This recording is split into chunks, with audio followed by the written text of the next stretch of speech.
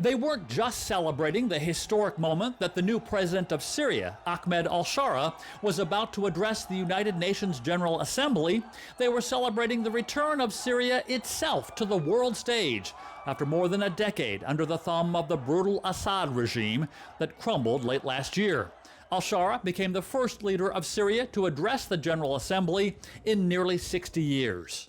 It's something that can't even be described. We used to come out on this corner and protest against the Bashar al-Assad regime for over 10 years, and now we're standing on this corner welcoming a new president, and we're so hopeful for a new and better Syria. Inside, Alsharaa compared his nation's plight to the plight of the Gazans. I want to emphasize that the pain that Syria has experienced, one does not wish to anyone. We are one of the many nations that feel the suffering of war and destruction. Therefore, we support the people of Gaza. Alsharaa also said he would welcome UN fact-finding teams to Syria, and while condemning Israeli strikes in Syria, said he was still committed to dialogue, as reports emerge that Alsharaa might actually meet with Israeli Prime Minister Benjamin Netanyahu next week.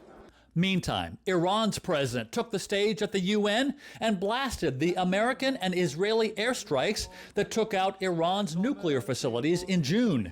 It's been debated how much those strikes actually set back Iran's nuclear weapons capabilities, but the president insisted that's not Iran's goal.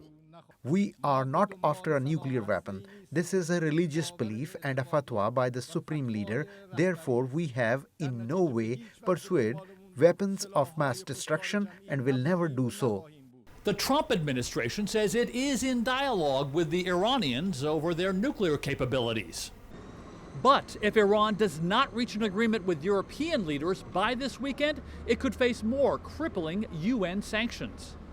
And in yet another example of how sideline meetings and chance encounters can lead to diplomatic breakthroughs, Brazilian President Lula da Silva said he would likely meet with U.S. President Donald Trump next week. The two men have harshly criticized each other's actions. Even in front of the General Assembly, Trump has imposed punishments on Brazil. But Trump said the two leaders bumped into each other for about 39 seconds in the hallway. He called it excellent chemistry, and they agreed to meet.